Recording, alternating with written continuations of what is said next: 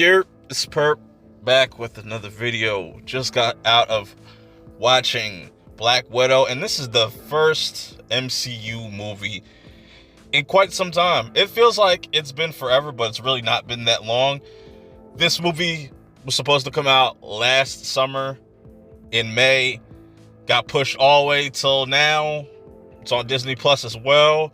I don't know if people want to pay that $30 and stay home. Most people might. But my theater was pretty packed after I left, So if you have a theater open near you, definitely go check this movie out.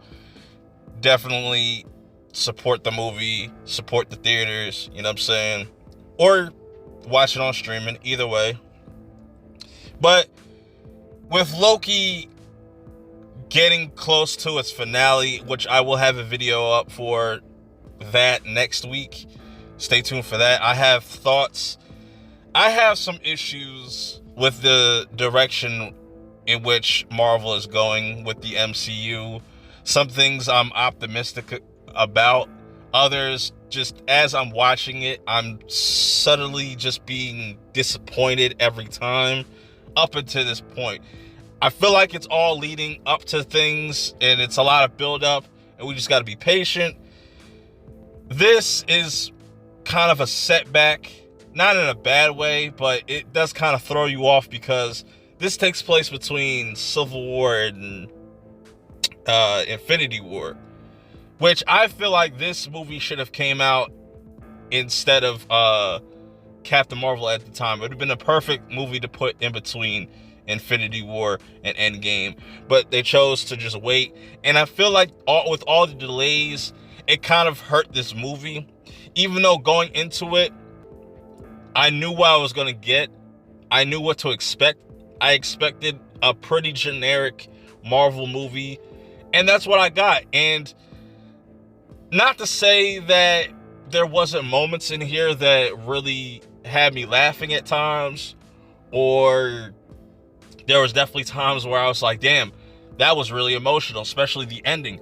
Speaking of which, these trailers that been coming out for this movie, they pretty much spoil the ending in this movie to an extent. They show you the ending at least a few times, and that's a problem, but that's a whole nother topic for another time. But going back to this is an origin story of Natasha Romanoff as Black Widow, and it's really fascinating that we're now getting this, and we're getting the backstory of her family, or quote-unquote family, that she was kind of adopted. Her and her sister, Yelena, played by Florence Pugh, I think that's how you pronounce her name. She's gorgeous, by the way.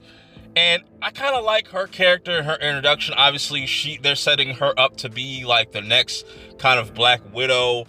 And it's going to be interesting to see her journey going forward. Is this really a Natasha story? Yes and no. And I could see where I saw some reviews saying that this doesn't really feel like a Black Widow movie, even though it has everything to do with like everything, the organization of the Black Widow, and these army of assassins, female assassins and stuff. It's interesting, but where it falls apart at is just the villains and just the Marvel formula as a whole. That's where this whole entire movie kind of falls apart for me and just becomes somewhat boring at parts. I like what's his name that played Red Guardian. He's a fucking absolute goofball in this, but he does make me laugh. But I feel like it kind of overstayed its welcome. I feel like a lot of the humor in these Marvel properties kind of overstay their welcome and kind of takes away from the suspense. The whole reveal of Taskmaster, I saw that coming from a mile away, and I was just like, that was lame. The big bad is somebody from Natasha's past that she wanted to kill off, that kind of runs the whole Black Widow organization. That dude's a fucking clown too. Like, it's very forgettable. They're absolutely forgettable villains in this. But it does make it more of a personal story for Natasha's character. They just could have done something better with that. I didn't like the fact that the Taskmaster was being controlled. I wish he was kind of just doing his own thing and working on his own accord, kind of. That'd have been cool. But I think that's not going to be the last time we're going to see the Taskmaster. We'll probably see that character somewhere down the line. They do set up another Disney Plus series. Well, you know, if you stay until the end, there's an end credit. I'm not going to spoil that for nobody, but it definitely goes into Hawkeye. And that kind of makes Hawkeye a little bit more interesting, I will have to say. Now, how those two how Black Widow and Hawkeye kind of connect, I'm just going to let y'all check that out for yourself. Let me know how you feel about that. If you have seen this movie and seen that post-credit scene, how do you feel about that? Does that make you more interested in watching Hawkeye? But other than that, this is a film about Natasha kind of just reconnecting with her family, reconnecting with her sister. And I'm not going to lie, when you get to the end, I definitely kind of got choked up because they kind of have this like farewell moment, and like you realize that, damn, this is like the last time they're going to see Natasha, you know, forever. And just, they do address somewhat, they don't have a funeral or nothing like that, but they do address, you know, her death kind of in a way that I feel like they could have done more with, or incorporate it into the actual movie in a way. I don't know. That's just how I feel about it. Overall, this movie could have really been better. I think just what kind of holds it down is the whole Marvel formula. It doesn't do anything really groundbreaking. So all these reviews saying that, oh man, it's the best solo MCU movie, blah, blah, blah. That's cap, bro. It's very average. This movie plays it really safe, but my problem with it is the action.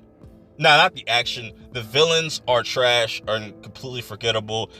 You would think by this time that Marvel would figure this whole villain thing out after 10 plus years at this point, but it doesn't seem like they really care about making memorable villains only once in a while.